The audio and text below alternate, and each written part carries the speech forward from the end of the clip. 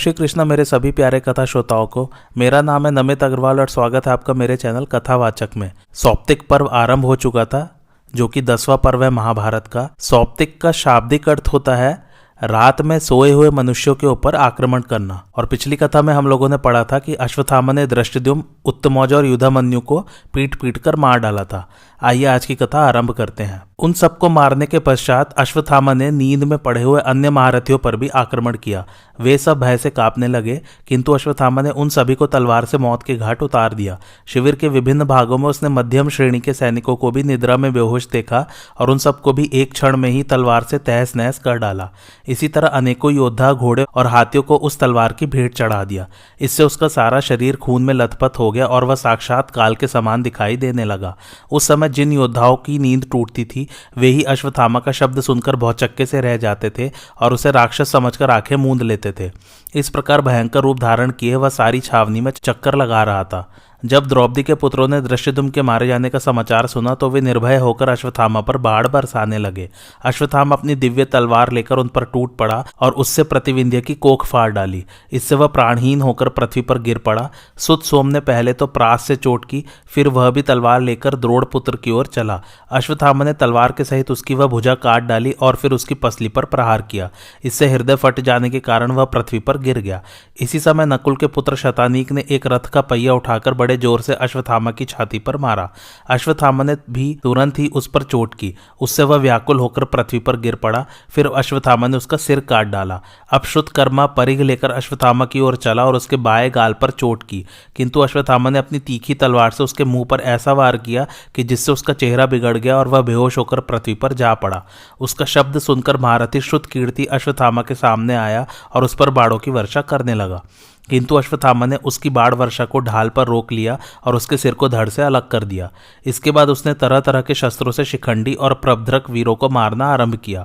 उसने एक बाढ़ से शिखंडी की भ्रकुटियों के बीच में चोट की और फिर पास जाकर तलवार के एक ही हाथ से उसके 2 टुकड़े कर दिए। इस प्रकार शिखंडी को मारकर वह अत्यंत क्रोध में भर गया और बड़े वेग से प्रभद्रकों पर टूट पड़ा।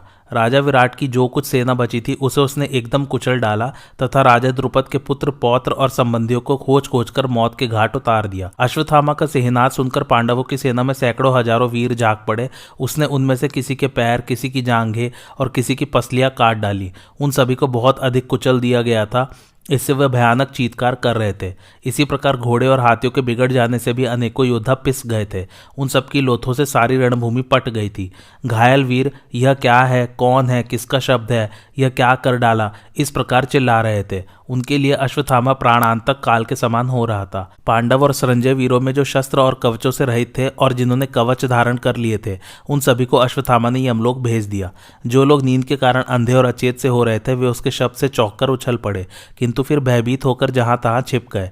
डर के मारे उनकी घिघी बन गई और वे एक दूसरे से लिपट कर बैठ गए। इसके बाद अश्वत्थामा फिर अपने रथ पर सवार हुआ और हाथ में धनुष लेकर दूसरे योद्धाओं को यमराज के हवाले करने लगा।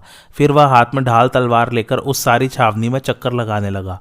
अश्वत्थामा का सिंहनाद सुनकर योद्धा लोग चौंक पड़ते थे, किंतु निद्रा और भय से व्याकुल होने के कारण अचेत से होकर इधर उधर भाग जाते थे। उनमें से कोई बुरी तरह चिल्लाने लगते थे और कोई अनेकों ऊट पटांग बातें करने लगते थे। उनके बाल बिखरे हुए थे, इसलिए आपस में एक दूसरे को पहचान भी नहीं पाते थे। कोई इधर उधर भागने में थक कर गिर गए थे, किन्हीं को चक्कर आ रहा था। हाथी और घोड़े रस्से तुड़ाकर सब और गड़बड़ी करते दौड़ रहे थे। कोई डर के मारे पृथ्वी पर पड़कर छिप रहते थे, किंतु हाथी घोड़े उन्हें पैरों से खूंद डालते थे। इस प्रकार बड़ी ही गड़बड़ी मची हुई थी।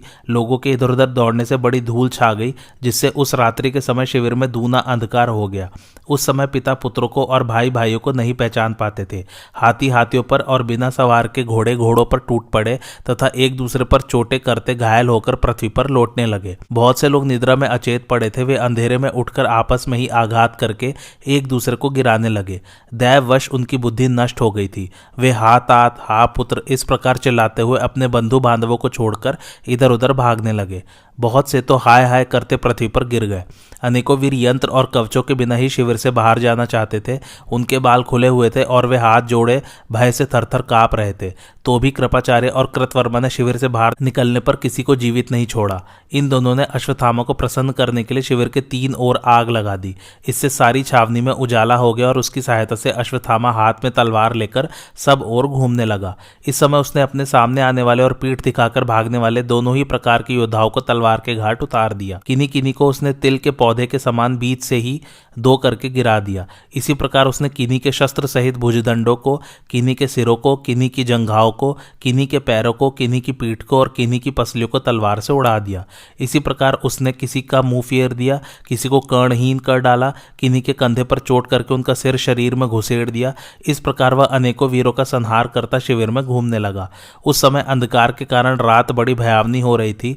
हजारों मरे और अधमरे मनुष्यों से तथा अनेकों हाथी घोड़ों से पटी हुई पृथ्वी को देखकर हृदय कांप उठता था। लोग हाहाकार करते हुए आपस में कह रहे थे, भाई आज पांडवों के पास न रहने से ही हमारी यह दुर्गति हुई है। अर्जुन को तो असुर, गंधर्व, यक्ष और राक्षस कोई भी नहीं जीत सकता, क्योंकि साक्षात श्री कृष्ण उनके रक्षक है। 2 घड़ी के बाद वह सारा कोलाहल शांत हो गया। सारी भूमि खून से तर हो गई थी, इसलिए एक क्षण में ही वह भयानक धूल दब गई। अश्वत्थामा ने क्रोध में भरकर ऐसे हजारों वीरों को मार डाला जो किसी प्रकार प्राण बचाने के प्रयत्न में लगे हुए थे, एकदम घबराए हुए थे और जिनमें तनिक भी उत्साह नहीं था, जो एक दूसरे से लिपट पड़ गए थे, शिविर छोड़कर भाग रहे थे, छिपे हुए थे अथवा किसी प्रकार लड़ रहे थे, उनमें से भी किसी को उसने जीवित नहीं छोड़ा। जो लोग आग में झुलसे जाते थे और जो आपस में ही मारकाट कर रहे थे, उन्हें भी उसने यमराज के हवाले कर दिया। राजन, इस प्रकार उस आधी रात के समय द्रोणपुत्र ने पांडवों की उस विशाल सेना को बात की बात में यमलोक पहुंचा दिया। पौ फटते ही अश्वत्थामा ने शिविर से बाहर आने का विचार किया। उस समय नर रक्त से सनकर वह तलवार इस प्रकार उसके हाथ से चिपक गई थी कि मानो वह उसी का एक अंग हो। इस प्रकार अपनी प्रतिज्ञा के अनुसार वह कठोर कर्म करके अश्वत्थामा पिता के ऋण से मुक्त होकर निश्चिंत हुआ। वह छावनी से बाहर आया और कृपाचार्य एवं कृतवर्मा से मिलकर उन्हें प्रसन्नता पूर्वक अपनी सारी करतूत सुनाकर आनंदित किया। वे भी अश्वत्थामा का ही प्रिय करने में लगे हुए थे, अतः उन्होंने भी यह सुनाकर कि हमने यहाँ रहकर हजारों पांचाल और संजय वीरों का संहार किया है, उसे प्रसन्न किया। राजा धृतराज पूछते हैं, संजय, अश्वत्थामा तो मेरे पुत्र की विजय के लिए ही कमर कसे हुए था, फिर उसने ऐसा महान कर्म पहले क्यों नहीं किया? संजय ने कहा, राजन, अश्वत्थामा को पांडव, श्रीकृष्ण और सात्यकी से खटका रहता था, इसी से अब तक वह ऐसा नहीं कर सका। इस समय उनके पास न रहने से ही उसने यह कर्म कर डाला। इसके बाद अश्वत्थामा ने आचार्य कृप और कृतवर्मा को गले लगाया और उन्होंने उसका अभिनंदन किया।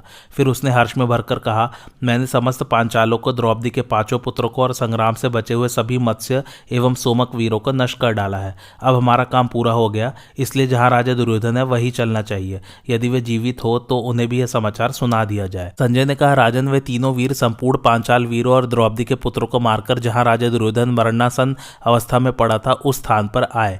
उन्होंने जाकर देखा तो इस समय उसमें कुछ ही प्राण शेष था। वह जैसे तैसे अपने प्राण बचाए हुए था। उसके मुख से रक्त का वमन होता था तथा उसे चारों ओर से अनेकों भेड़िए और दूसरे हिंसक जीव घेरे हुए थे। वे सब उसे चट कर जाना चाहते थे और वह बड़ी कठिनता से उन्हें रोक रहा था। इस समय उसे बड़ी ही वेदना हो रही थी। दुर्योधन को इस प्रकार अनुचित रीति से पृथ्वी पर पड़े देखकर उन तीनों वीरों को असहनीय कष्ट हुआ और वे फूट फूट कर रोने लगे। उन्होंने अपने हाथों से दुर्योधन के मुंह का खून पोंछा और फिर दीन होकर विलाप करने लगे। अश्वत्थामा बोला, राजश्रेष्ठ, क्षुद्र और पापी भीमसेन ने किस प्रकार आपको धोखे से घायल कर दिया। भीमसेन ने आपको धर्म युद्ध के लिए बुलाया था, किंतु फिर अधर्म पूर्वक गदा से आपकी जांघें तोड़ डाली। इस प्रकार अधर्म से मारकर जब भीमसेन ने आपको ठुकराया, तब भी श्रीकृष्ण और युधिष्ठिर ने उस क्षुद्र से कुछ नहीं कहा। धिक्कार है उन्हें। भीम ने आपको कपट से गिराया है, इसलिए जब तक प्राणियों की स्थिति रहेगी तब तक योद्धा लोग उसकी निंदा ही करेंगे। महर्षियों ने क्षत्रियों के लिए जो उत्तम गति बताई है, युद्ध में मारे जाने के कारण आपने वह प्राप्त कर ली है। गांधारी नंदन, आप धन्य हैं जो युद्ध में वीर गति को प्राप्त हुए। महारथी कृपाचार्य कृतवर्मा और मुझे धिक्कार है जो आप जैसे महाराज के साथ स्वर्ग नहीं सिधार रहे हैं। न जाने हमारा ऐसा कौन सा कर्म है जो हमें आपका साथ देने से रोक रहा है। तब तो निसंदेह हमें बड़े दुख से इस पृथ्वी पर अपने दिन काटने पड़ेंगे। राजन, आपके न रहने पर हमें शांति और सुख कैसे मिल सकते हैं? आप स्वर्ग सिधार रहे हैं, वहां सब महारथियों से आपकी भेंट होगी ही। उन सबकी ज्येष्ठता और श्रेष्ठता के अनुसार आप मेरी ओर से पूजा करें।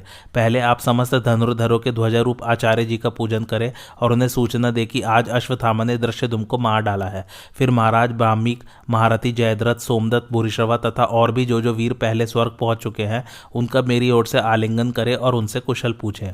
राजन, यदि आप में कुछ प्राण शक्ति मौजूद हो तो मेरी एक बात सुनिए, इससे आपके कानों को बड़ा आनंद मिलेगा। अब पांडवों के पक्ष में वे पांचों भाई श्री कृष्ण और सात्यकी, ये 7 वीर बचे हैं और हमारी ओर मैं, कृतवर्मा और आचार्य कृप, ये 3 बाकी हैं। द्रौपदी के सब पुत्र, दृष्टिदुम्न के बच्चे तथा समस्त पांचाल और युद्ध से बचे हुए मत्स्य वीरों का सफाया कर दिया गया है। पांडवों को जो बदला चुकाया गया है उस पर ध्यान दीजिए। अब उनके भी बच्चे मार दिए गए हैं। आज उनके शिविर में जितने योद्धा और हाथी घोड़े थे उन सभी को मैंने तहस नहस कर दिया है। आज पापी दृश्यदुम्न को भी मैंने पशु की तरह पीट पीट कर मार डाला है। दुर्योधन ने जब अश्वत्थामा की मन को प्यारी लगने वाली बात सुनी तो उसे कुछ चेत हो गया और वह कहने लगा, भाई, आज आचार्य कृप और कृतवर्मा के सहित जो काम तुमने किया है वह तो भीष्म, कर्ण और तुम्हारे पिताजी भी नहीं कर सके। तुमने शिखंडी के सहित सेनापति दृश्यदुम्न को मार डाला। इससे आज निश्चय ही मैं अपने को इंद्र के समान समझता हूँ। तुम्हारा भला हो, अब स्वर्ग में ही हमारी तुम्हारी भेंट होगी। ऐसा कहकर मनस्वी दुर्योधन चुप हो गया और अपने सुहृदों को दुख में छोड़कर उसने अपने प्राण त्याग दिए।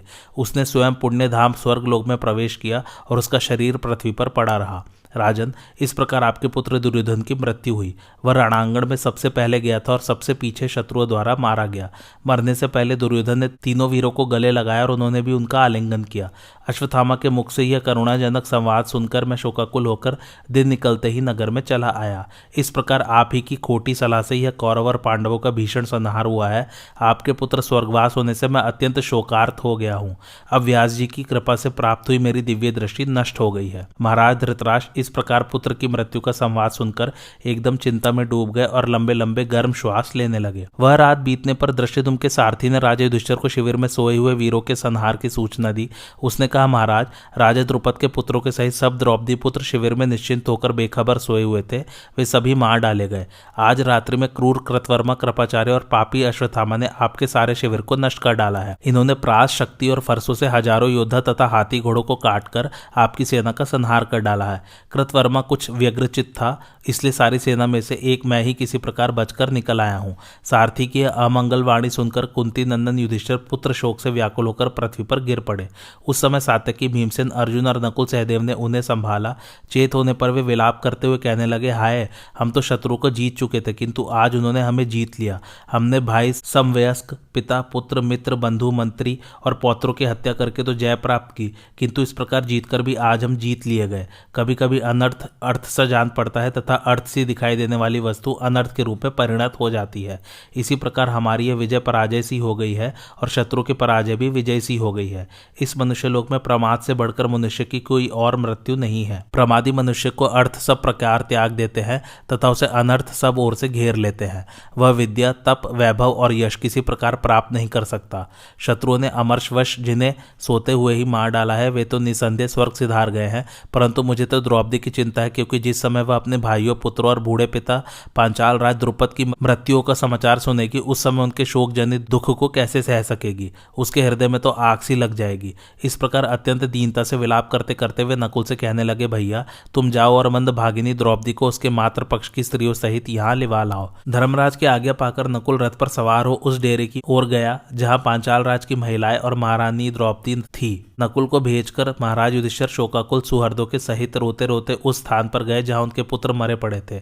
उस भीषण स्थान में पहुंचकर उन्होंने अपने खून में लथपथ सुहृद और सखाओं को पृथ्वी पर पड़े देखा। उनके अंग प्रत्यंग कटे हुए थे और बहुतों के सिर भी काट लिए गए थे। उन्हें देखकर महाराज युधिष्ठिर बहुत ही खिन्न हुए और फूट फूट कर रोने लगे। अपने पुत्र, पौत्र और मित्रों को संग्राम में मरे देखकर वे अत्यंत दुखातुर हो गए। उनकी आंखों में आंसू की बाढ़ सी आ गई, शरीर कांपने लगा और बार बार मूर्छा आने लगी। तब उनके सुहृदगण अत्यंत उदास होकर उन्हें धीरज बंधाने लगे। इसी समय शोकाकुल द्रौपदी को रथ में लेकर वहां नकुल पहुंचा। वह उपलव्य नामक स्थान में गई हुई थी। जिस समय उसने अपने सब पुत्रों को मारे जाने का अत्यंत अशुभ समाचार सुना, वह तो बहुत ही दुखी हुई। उसका मुख शोक से बिल्कुल फीका पड़ गया और वह राजा युधिष्ठिर के पास पहुंचकर पृथ्वी पर गिर पड़ी। द्रौपदी को गिरते देख महापराक्रमी भीमसेन ने लपककर अपनी दोनों भुजाओं में पकड़ लिया और उसे ढांढस बंधाया। तब वह रो रोकर राजा युधिष्ठिर से कहने लगी, राजन, अपने वीर पुत्रों को छात्र धर्म के अनुसार मारा गया सुनकर आप तो उपलव्य नगर में मेरे साथ रहकर याद भी नहीं करेंगे, परंतु पापी अश्वत्थामा ने उन्हें सोते हुए ही मार डाला। यह सुनकर मुझे तो उनका शोक आग की तरह जला रहा है। यदि आप आज ही साथियों के सहित उस पापी के जीवन का अंत नहीं कर देंगे और वह अपने कुकर्म का फल नहीं पाएगा तो याद रखिए मैं यहीं आजीवन अनशन व्रत आरंभ कर दूंगी। ऐसा कहकर यशस्विनी द्रौपदी महाराज युधिष्ठिर के समीप ही बैठ गई। तब धर्मराज ने अपनी प्रिया को पास ही बैठे देखकर कहा, धर्मज्ञ, तुम्हारे पुत्र और भाई धर्म पूर्वक युद्ध करके वीर गति को प्राप्त हुए हैं, तुम्हें उनके लिए शोक नहीं करना चाहिए। अश्वत्थामा तो यहाँ से बहुत दूर दुर्गम वन में चला गया है, उसे मार भी डाला जाए तो तुम्हें यह बात कैसे मालूम होगी? द्रौपदी ने कहा, राजन, मैंने सुना है कि अश्वत्थामा के सिर में जन्म के साथ ही उत्पन्न हुई एक मणि है, सो संग्राम में उस पापी का वध करके उस मणि को ले आना चाहिए। मेरा यही विचार है कि उसे आपके सिर पर धारण कराकर ही मैं जीवन धारण करूंगी। धर्मराज से ऐसा कहकर फिर द्रौपदी ने भीमसेन के पास आकर कहा, भीमसेन, आप छात्र धर्म की ओर देखकर मेरी रक्षा करें, आप उस पापी का वध करें। द्रौपदी का यह तरह तरह का विलाप और भीषण दुख देखकर भीमसेन सह न सके। वे अश्वत्थामा को मारने का निश्चय कर एक सुंदर धनुष लेकर रथ पर सवार हो गए तथा नकुल को अपना सारथी बनाया। उन्होंने बाढ़ चढ़ाकर धनुष की टंकार के और शीघ्र ही घोड़ों को हकवा दिया। छावनी से निकलकर उन्होंने अश्वत्थामा के रथ का चिन्ह देखते हुए बड़ी तेजी से उसका पीछा किया। भीमसेन के चले जाने पर यदुश्रेष्ठ भगवान कृष्ण ने धर्मराज से कहा, राजन, आपके भाई भीमसेन पुत्र शोक के कारण अश्वत्थामा को संग्राम में मारने के लिए अकेले ही जा रहे हैं। यह आपको अपने सब भाइयों से अधिक प्रिय है। फिर इस कठिनाई के समय आप उनकी सहायता का उद्योग क्यों नहीं करते? आचार्य द्रोण ने अपने पुत्र को जिस ब्रह्मास्त्र की शिक्षा दी है वह सारी पृथ्वी को भी भस्म कर सकता है। वही परमास्त्र उन्होंने प्रसन्न होकर अर्जुन को भी दिया है। अश्वत्थामा बड़ा असहनशील है, उसने तो अकेले अपने आप को ही इसे सिखाने की प्रार्थना की थी। आचार्य इसकी चपलता ताड़ गए थे और उन्होंने इसे यह आदेश दिया था कि भैया, बहुत बड़ी आपत्ति में पड़ जाने पर भी तुम इसका प्रयोग मत करना, विशेषतः मनुष्य पर तो तुम इसे छोड़ना ही मत, क्योंकि मैं देखता हूं तुम सत्पुरुषों के मार्ग पर स्थिर रहने वाले नहीं हो। पिता के यह अप्रिय वचन सुनकर दुरात्मा अश्वत्थामा सब प्रकार के सुख की आशा छोड़कर बड़े शोक से पृथ्वी पर विचरने लगा। एक बार जिस समय आप लोग वन में थे, यह द्वारका में आकर वृष्णि वंशियों के साथ रहा था और उन्होंने इसका बड़ा सत्कार किया था। एक दिन इसने एकांत में मेरे पास अकेले ही आकर कहा, कृष्ण, मेरे पिताजी ने बड़ी भीषण तपस्या करके अगस्त्य जी से जो ब्रह्मास्त्र प्राप्त किया था वह इस समय जैसा उनके पास है वैसा ही मेरे पास भी है। सो यदुश्रेष्ठ, आप मुझसे यह दिव्य अस्त्र लेकर अपना चक्र मुझे दे दीजिए। तब मैंने कहा, देखो, ये मेरे धनुष, शक्ति चक्र और गदा पड़े हैं। तुम इनमें से जो जो अस्त्र लेना चाहो वही मैं तुम्हें देता हूँ। तुम जिसे उठा सको और जिसका युद्ध में प्रयोग कर सको वही अस्त्र ले लो, और मुझे जो अस्त्र देना चाहते हो वह भी मत दो। तब इसने मेरे साथ स्पर्धा रखते हुए 1000 अरों वाला और वज्र की नाभि वाला मेरा लोहे का चक्र लेना चाहा। मैंने कहा, ले लो। इसने उछलकर बाएं हाथ से उसे उठाने का प्रयत्न किया, किंतु उस स्थान से उसे टस से मस भी नहीं कर सका। फिर उसे दाएं हाथ से उठाने की चेष्टा करने लगा, किंतु पूरा प्रयत्न करने पर भी जब यह उसे उठाने या चलाने में समर्थ न हुआ तो अत्यंत उदास होकर हट गया। जब अपने उद्देश्य में असफल होकर यह निराश हो गया और इसे बहुत खेद हुआ तो मैंने पास बुलाकर कहा, जिसकी ध्वजा में वानर का चिन्ह सुशोभित है वह गांडीवधारी अर्जुन देवता और मनुष्य सभी में सम्मानित है। उसने द्वंद्व युद्ध में देवादिदेव नीलकंठ उमापति भगवान शंकर को भी संतुष्ट कर दिया था। उससे बढ़कर संसार में मुझे कोई भी पुरुष प्रिय नहीं है, किंतु जैसा तुम कह रहे हो वैसी बात तो कभी उसने भी मुंह से नहीं निकाली। मैंने 12 वर्ष तक कठोर ब्रह्मचार्य व्रत का पालन करते हुए हिमालय में भीषण तपस्या करके यह अस्त्र पाया था। साक्षात संत कुमार जी ही प्रद्युम्न रूप से मेरी सहधर्मिणी रुक्मिणी के गर्भ से उत्पन्न हुए हैं, किंतु जिस चक्र को तुम मांग रहे हो उसे तो कभी उन्होंने भी नहीं मांगा। महाबली बलराम जी तथा गद और सांब ने भी इसे लेने की इच्छा कभी प्रकट नहीं की। तुम भारत वंश के आचार्य द्रोण के पुत्र हो और सभी यादव तुम्हारा सम्मान करते हैं, फिर इस चक्र को लेकर तुम किसके साथ युद्ध करना चाहते हो? मैंने इस प्रकार कहा तो अश्वत्थामा कहने लगा, कृष्ण, मैं आपका पूजन करके फिर आपके ही साथ युद्ध करूंगा। भगवान, मैं सच कहता हूं, मैंने आपके इस देवता और दानवों से पूजित चक्र को इसलिए मांगा है जिससे कि मैं अजेय हो जाऊं, किंतु अब मैं अपनी दुर्लभ कामना को पूर्ण किए बिना ही यहां से चला जाऊंगा। आप केवल इतना कह दीजिए कि तेरा कल्याण हो। इस भयंकर चक्र को वीर शिरोमणि आप ही ने धारण कर रखा है। इसके समान संसार में कोई दूसरा चक्र नहीं है और इसे धारण करने की शक्ति भी आपके सिवा और किसी में नहीं है। ऐसा कहकर अश्वत्थामा मुझसे रथ में जोतने योग्य घोड़े और तरह तरह के रत्न लेकर चला गया। यह बड़ा क्रोधी, दुष्ट, चंचल और क्रूर स्वभाव वाला है तथा इसे ब्रह्मास्त्र का भी ज्ञान है, इसलिए इस समय भीमसेन की रक्षा करना बहुत आवश्यक है। ऐसा कहकर श्री कृष्ण सब प्रकार के अस्त्र शस्त्रों से सुसज्जित एक श्रेष्ठ रथ पर चढ़े। उस रथ का रंग उदय होते हुए सूर्य के समान लाल था। उसके दाहिने धुरे में शैब्य और बाएं में सुग्रीव नामक घोड़ा जुता हुआ था तथा उसे अगल बगल से मेघपुष्प और बलाहक नाम के घोड़े खींचते थे। उस रथ पर विश्वकर्मा का बनाया हुआ रत्न और धातुओं से विभूषित ध्वजा का डंडा उठी हुई माया के समान जान पड़ता था। उसकी ध्वजा पर पक्षीराज गरुण विराजमान थे। इस अद्भुत रथ पर भगवान श्री कृष्ण बैठ गए और उनके बैठने पर अर्जुन तथा राजा युधिष्ठिर उस पर सवार हो गए। उनके चढ़ जाने पर श्री कृष्ण ने अपने तेज घोड़ों को चाबुक से हाँका। घोड़े बड़ी तेजी से भीमसेन के पीछे चल दिए और तुरंत ही उनके पास पहुंच गए। इस समय भीमसेन क्रोधातुर होकर शत्रु का संहार करने के लिए तुले हुए थे, इसलिए इन महारथियों के रोकने पर भी वे रुके नहीं। वे इनके देखते देखते अपने घोड़े दौड़ाते श्री गंगा जी के तट पर पहुंच गए, जहां उन्होंने अश्वत्थामा को बैठा सुना था। किंतु उस स्थान पर पहुंचकर उन्होंने गंगा जी की धार के पास ही परम यशस्वी व्यास जी को अनेकों ऋषियों के साथ बैठे देखा। उनके पास ही क्रूर कर्मा अश्वत्थामा भी मौजूद था। उसने अपने शरीर में घृत लगा रखा था और वह कुशा के वस्त्र पहने हुए था। कुंती नंदन भीमसेन उसे देखते ही अरे खड़ा तो रह, इस प्रकार चिल्लाते हुए धनुष बाढ़ लेकर उसकी ओर दौड़े। द्रोणपुत्र अश्वत्थामा यह देखकर कि धनुर्धर भीम तथा उसके पीछे राजा युधिष्ठिर और अर्जुन भी मेरी ओर आ रहे हैं, बहुत डर गया और उसने निश्चय किया कि अब ब्रह्मास्त्र के प्रयोग का समय आ गया है। तुरंत ही अपने उस दिव्य अस्त्र का चिंतन किया और अपने बाएं हाथ से एक सीख उखाड़ ली। फिर ऐसा संकल्प करके कि पृथ्वी पांडवहीन हो जाए, उसने क्रोध में भरकर संपूर्ण लोगों को मुंह में डालने के लिए वह प्रचंड अस्त्र छोड़ दिया। इससे उस सीख में आग पैदा हो गई और वह प्रलय काल की अग्नि के समान मानो तीनों लोगों को भस्म करने लगी। श्री कृष्ण अश्वत्थामा की चेष्टा देखकर ही उसके मन के भाव को ताड़ गए थे। उन्होंने अर्जुन से कहा, अर्जुन अर्जुन, आचार्य द्रोण का सिखाया हुआ दिव्य अस्त्र तो तुम्हारे हृदय में विद्यमान है। अब इसके प्रयोग का समय आ गया है। अपनी और अपने भाइयों की रक्षा के लिए तुम भी इस समय उसी का प्रयोग करो, क्योंकि ब्रह्मास्त्र को ब्रह्मास्त्र के द्वारा ही रोका जा सकता है। श्री कृष्ण के इस प्रकार कहते ही अर्जुन धनुष बाढ़ लेकर तुरंत रथ से कूद पड़े। उन्होंने पहले आचार्य पुत्र का मंगल हो और फिर मेरा और मेरे भाइयों का मंगल हो, ऐसा कहकर देवता और गुरुजनों का नमस्कार किया। इसके बाद इस ब्रह्मास्त्र से शत्रु का ब्रह्मास्त्र शांत हो जाए, ऐसा संकल्प करके संपूर्ण लोगों के मंगल की कामना से अपना ब्रह्मास्त्र छोड़ दिया। तब वह अर्जुन का छोड़ा हुआ अस्त्र प्रलयानल के समान अग्नि की बड़ी बड़ी ज्वालाओं से प्रज्वलित हो उठा। इसी प्रकार महातेजस्वी अश्वत्थामा का अस्त्र भी तेजो मंडल से घिरकर आग की भीषण लपटें उगलने लगा। उनके आपस में टकराने से बड़ी भारी गर्जना होने लगी, हजारों उल्काएं गिरने लगी और सभी प्राणियों को बड़ा भय मालूम होने लगा। आकाश में बड़ा शब्द होने लगा और सर्वत्र अग्नि की लपटें फैल गई तथा पर्वत, वन और वृक्षों के सहित सारी पृथ्वी डगमगाने लगी। इस प्रकार उन दोनों अस्त्रों के तेज समस्त लोगों को संतप्त करने लगे। यह देखकर अर्जुन और अश्वत्थामा को शांत करने के लिए वहां देवर्षि नारद और महर्षि व्यास ने एक ही साथ दर्शन दिया। दोनों मुनिश्रेष्ठ देवता और मनुष्य के पूजनीय और अत्यंत यशस्वी हैं।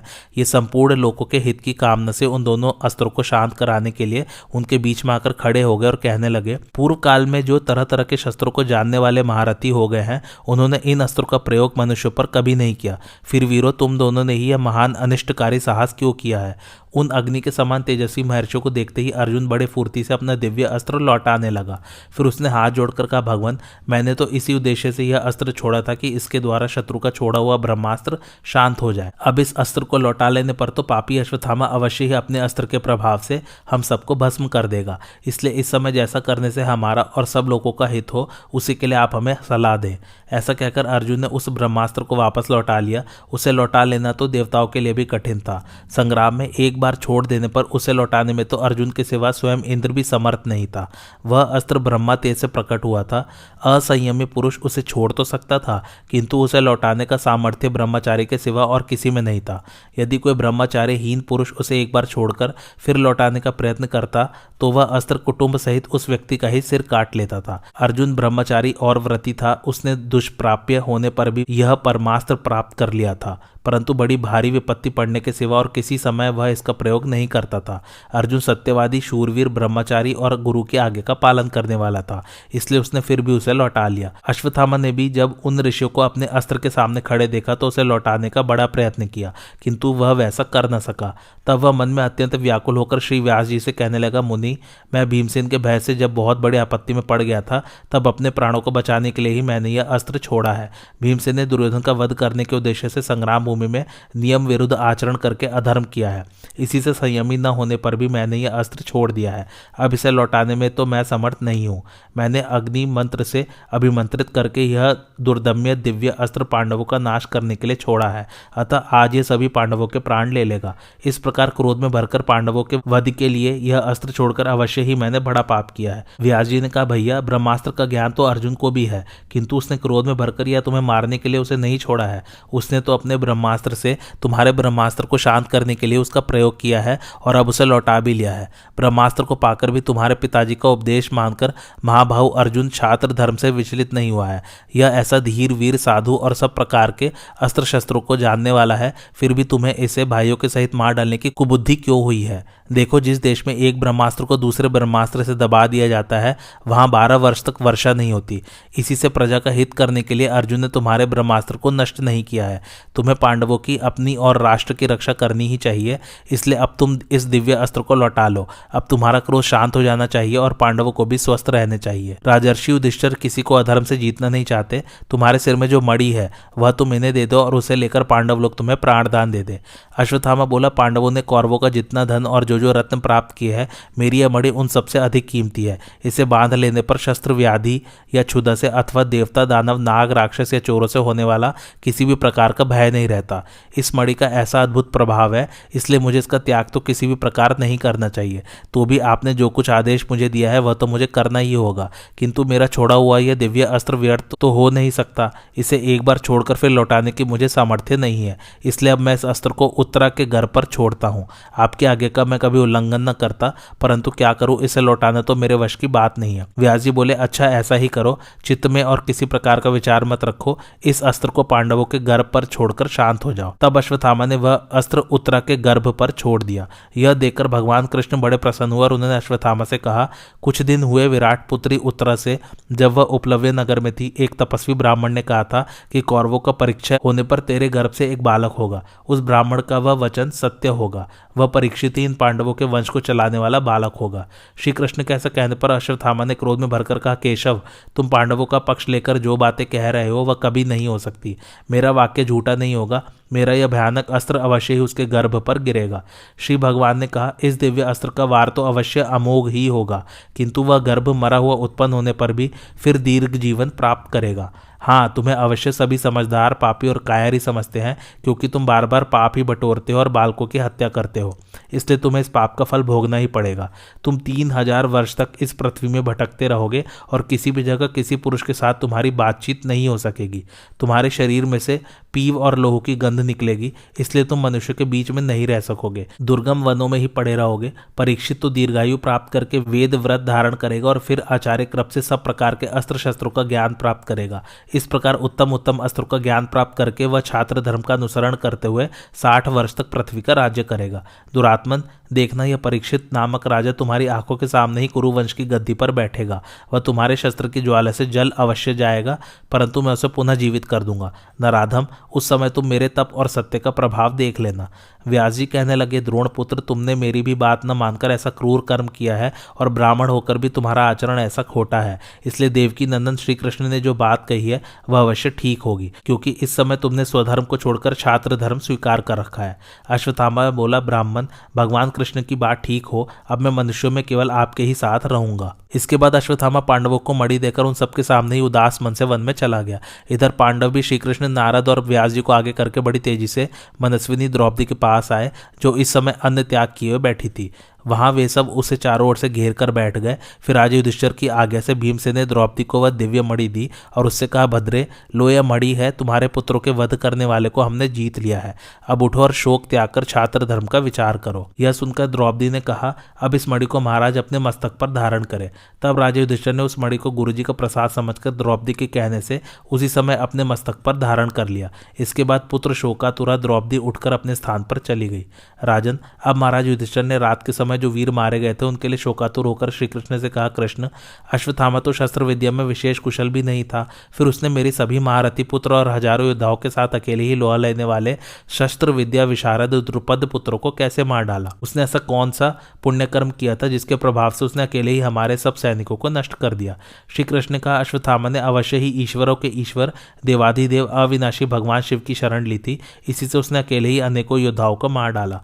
महादेव जी तो प्रसन्न होने पर अमरता भी दे सकते हैं और इतना पराक्रम भी दे देते हैं जिससे इंद्र को भी नष्ट किया जा सकता है।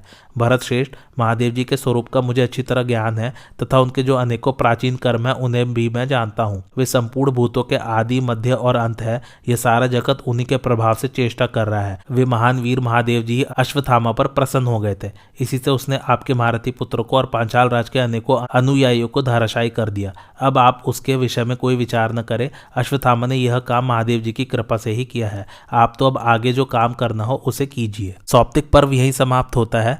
अब आरंभ होता है 11वां पर्व, जिसका नाम है स्त्री पर्व। अपने 100 पुत्रों का संहार हो जाने से महाराज धृतराज बड़े दुखी हुए। पुत्र शोक से उनका हृदय जलने लगा और वे चिंता में डूब गए।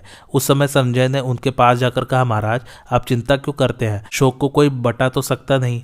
राजन, इस युद्ध में 18 अक्षौणी सेना मारी गई। यह पृथ्वी निर्जन होकर सूनी सी हो गई है। अब आप क्रमशः अपने चाचा, ताऊ, बेटों, पोतों, संबंधियों, सुहृदों और गुरुजनों की प्रेत क्रिया कराइए। संजय की यह दुखमयी वाणी सुनकर राजा धृतराज बेटे पोतों के वध से व्याकुल होकर पृथ्वी पर गिर पड़े।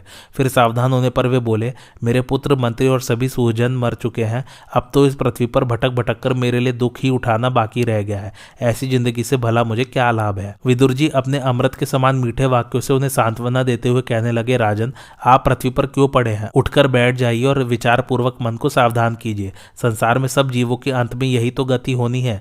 जितने संजय हैं उनका पर्यवसान क्षय में ही होगा। सारी भौतिक उन्नतियों का अंत पतन में ही होना है। सारे संयोग वियोग में ही समाप्त होने वाले हैं। इसी प्रकार जीवन का अंत भी मरण में ही होना है।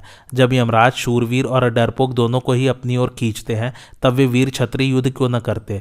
राजन, समय आने पर कोई नहीं बच सकता। जितने प्राणी हैं, आरंभ में वे नहीं थे और अंत में भी नहीं रहेंगे, केवल बीच में ही दिखाई देते हैं। इसलिए उनके लिए शोक करने की क्या आवश्यकता है? शोक करने से मनुष्य न तो मरने वाले के साथ जा सकता है और न मर ही सकता है। इस प्रकार जब लोक की यही स्वाभाविक स्थिति है तो आप किस लिए शोक करते हैं? इसके सिवा राजन, युद्ध में मारे जाने वाले वीरों के लिए तो आपको शोक करना ही नहीं चाहिए। यदि शास्त्र ठीक है तो उन सभी ने परम गति पाई है, इसलिए उनके लिए शोक का अवसर ही कहाँ है? जन्म से पूर्व ये सभी लोग अदृश्य थे और अब फिर अदृश्य हो गए हैं। न तो वे आपके थे, न आप ही उनके हैं। फिर इसमें शोक करने का क्या कारण है? अतः आप अपने मन को शांत करके शोक छोड़िए। इस प्रकार शोकाकुल होकर आपको अपने शरीर का त्याग नहीं कर देना चाहिए। संसार में बार बार जन्म लेकर आप हजारों माता पिता और स्त्री पुत्र आदि का संग कर चुके हैं, परंतु वास्तव में किसके वे हुए और किसके हम? शोक के हजारों स्थान है और भय के भी सैकड़ों स्थान है, किंतु इनका सर्वदा मूर्ख पुरुषों पर ही प्रभाव पड़ता है, बुद्धिमानों पर नहीं। कुरुश्रेष्ठ, काल का न तो कोई प्रिय है न अप्रिय और न किसी के प्रति उसका उदासीन भाव ही है। वह तो सभी को मृत्यु की ओर खींच कर ले जाता है। काल ही प्राणियों को बूढ़ा करता है और काल ही उन्हें नष्ट कर देता है। जब सब जीव सो जाते हैं उस समय भी काल जागता रहता है। निसंदेह काल से पार पाना बड़ा ही कठिन है। यौवन, रूप, जीवन, धन का संग्रह, आरोग्य और प्रियजनों का सहवास, ये सभी अनित्य है। बुद्धिमान पुरुष को इनमें फंसना नहीं चाहिए। यह दुख तो सारे ही देश से संबंध रखता है। इसके लिए आप अकेले शोक न करें। यद्यपि प्रियजनों का भाव होने पर दुख दबाता ही है, तथापि शोक करने से वह दूर नहीं होता, क्योंकि चिंतन करने पर दुख कभी नहीं घटता, इससे तो वह और भी बढ़ जाता है। जो लोग थोड़ी बुद्धि वाले होते हैं वे ही अनिष्ट की प्राप्ति और इष्ट का वियोग होने पर मानसिक दुख से जला करते हैं। शोक करने से मनुष्य कर्तव्य विमूढ़ हो जाता है तथा अर्थ, धर्म और कामरूप त्रिवर्ग से भी वंचित रहता है। भिन्न भिन्न आर्थिक स्थितियों में पड़ने पर असंतोषी पुरुष तो घबरा जाते हैं, किंतु विचारवानों को सभी अवस्थाओं में संतोष रहता है। मनुष्य को चाहिए कि मानसिक दुख को विचार से और शारीरिक कष्ट को औषधियों से दूर करे। इसे ही विज्ञान का बल कहते हैं। उसे मूर्खों का सा व्यवहार नहीं करना चाहिए। मनुष्य का पूर्वकृत कर्म उसके सोने पर सो जाता है, उठने पर उठ बैठता है और दौड़ने पर भी साथ लगा रहता है। वह जिस जिस अवस्था में जैसा जैसा भी शुभ या अशुभ कर्म करता है, उसी उसी अवस्था में उसका फल भी पा लेता है। मनुष्य आप ही अपना बंधु है, आप ही अपना शत्रु है और आप ही अपने पाप पुण्य का साक्षी है। वह शुभ कर्म से सुख पाता है और पाप से दुख भोगता है। इस प्रकार सर्वदा किए हुए कर्म का ही फल मिलता है, बिना किए का नहीं। राजा धृतराष्ट्र ने कहा, परम बुद्धिमान विदुर जी, तुम्हारे शुभ संभाषण को सुनकर मेरा शोक नष्ट हो गया है। अभी मैं तुम्हारी सार गर्भित बातें और भी सुनना चाहता हूँ। विदुर जी बोले, महाराज विचार करने पर यह सारा जगत अनित्य ही जान पड़ता है। यह केले के खंभे के समान सारहीन है, इसमें सार कुछ भी नहीं है। मनुष्य जैसे नए या पुराने वस्त्र को उतारकर दूसरा वस्त्र पहन लेता है, उसी प्रकार वह नए नए शरीर भी धारण करता रहता है। जीव अपने पूर्व कर्मों के अनुसार जन्म लेते हैं और फिर नष्ट भी हो जाते हैं। इस प्रकार जब लोक का स्वरूप स्वभाव से ही आने जाने वाला है तो आप किस लिए शोक करते हैं? इस संसार में जो लोग बुद्धिमान, सत्व गुण से युक्त, सबका हित चाहने वाले और प्राणियों के समागम को कर्मानुसार जानने वाले हैं, वही परम गति प्राप्त करते हैं। राजा धृतराष्ट्र ने पूछा, विदुर जी, संसार का स्वरूप बड़ा गहन है, अतः मैं ये सुनना चाहता हूँ कि इसे किस प्रकार जाना जा सकता है, सो तुम इसी का वर्णन करो। विदुर जी बोले, महाराज, मनुष्य संसार में आकर अन्य अन्य प्रकार के उपद्रवों का सामना करता है। वह जैसे जैसे बढ़ने लगता है वैसे वैसे इसे नई नई व्याधियां भी घेरने लगती है। इस प्रकार अपने कर्मों से पीड़ित होकर यह जीवन व्यतीत करता रहता है, जिनमें आसक्ति होने से ही रस की प्रतीति होती है। वे विषय से घेरे रहते हैं तथा उनके कारण यह इंद्रिय रूप पाशों से बंधा रहता है। ऐसी स्थिति में इसे तरह तरह के व्यसन घेर लेते हैं। उनसे बंध जाने पर तो इसे तृप्ति ही नहीं होती। उस समय भले बुरे कर्म करने पर इसे उनका कुछ ज्ञान नहीं होता। केवल ध्याननिष्ठ पुरुष ही अपने चित्त को कुमार्ग में फंसने से बचा सकते हैं। साधारण जीव तो यमलोक के द्वार पर पहुंचकर भी उसे नहीं पहचान पाता। इतने ही में काल इसे मृत्यु के मुख में डाल देता है और यमदूत शरीर से बाहर खींच लेते हैं। इसे बोलने की शक्ति नहीं रहती। उस समय इसका जो कुछ पाप या पुण्य किया होता है वह सामने आता है, किंतु देह बंधन में बंध जाने पर यह फिर अपने उद्धार का प्रयत्न नहीं करता। हाय, लोभ के पंजे में फंसकर संसार स्वयं ही ठगा जा रहा है। यह लोभ, क्रोध और भय में पागल होकर अपनी सुधि ही नहीं लेता। यदि यह कुलीन होता है तो अकुलीनों को हेय दृष्टि से देखता हुआ अपनी उस कुलीनता में ही मस्त रहता है और धनी होने पर धन के घमंड में भरकर निर्धनों की निंदा करता है। यह दूसरों को तो मूर्ख बताता है किंतु अपनी ओर कभी नहीं देखता। इसी तरह दूसरों के दोषों की तो निंदा करता रहता है किंतु अपने को काबू में रखने का कभी विचार भी नहीं करता। जब बुद्धिमान और मूर्ख, धनी और निर्धन, कुलीन और अकुलीन तथा प्रतिष्ठित और अप्रतिष्ठित अभी शमशान भूमि में जाकर वस्त्रहीन अवस्था में पड़ते हैं, तब किसी भी व्यक्ति को उनमें कोई ऐसा अंतर दिखाई नहीं देता जिससे वे उनके कुल या रूप की विशेषता का पता लगा सके। जब मरने के पश्चात सभी जीव समान भाव से पृथ्वी की गोद में सोते हैं तो ये मूर्ख एक दूसरे को धोखा क्यों देते हैं? इस नाशवान लोक में जो पुरुष इस वेदोक्त उपदेश को साक्षात या किसी के द्वारा सुनकर जन्म से ही धर्म का आचरण करता है, वह अवश्य परम गति प्राप्त कर लेता है। राजा धृतराष्ट्र ने कहा, विदुर, धर्म के इस गूढ़ रहस्य का ज्ञान बुद्धि से ही हो सकता है, अतः तुम मेरे आगे विस्तार पूर्वक इस बुद्धि मार्ग को कहो। विदुर जी कहने लगे, राजन, भगवान स्वयं भू को नमस्कार करके मैं संसार रूप गहन वन के उस स्वरूप का वर्णन करता हूँ जिसका निरूपण महर्षियों ने किया है। एक ब्राह्मण किसी विशाल वन में जा रहा था। वह एक दुर्गम स्थान में जा पहुंचा। उसे सिंह, व्याघ्र, हाथी और रीछ आदि भयंकर जंतुओं से भरा देखकर उसका हृदय बहुत ही घबरा उठा। उसे रोमांच हो आया और मन में बड़ी उथल पुथल होने लगी। उस वन में इधर उधर दौड़कर उसने बहुत ढूंढा कि कहीं कोई सुरक्षित स्थान मिल जाए, परंतु वह न तो वन से निकलकर दूर ही जा सका और न उन जंगली जीवों से त्राण ही पा सका। इतने ही में उसने देखा कि वह भीषण वन सब ओर जाल से घिरा हुआ है। एक अत्यंत भयानक स्त्री ने उसे अपनी भुजाओं से घेर लिया है तथा पर्वत के समान ऊंचे 5 सिर वाले नाग भी उसे सब ओर से घेरे हुए हैं। उस वन के बीच में झाड़ झंकाड़ों से भरा हुआ एक गहरा कुआं था।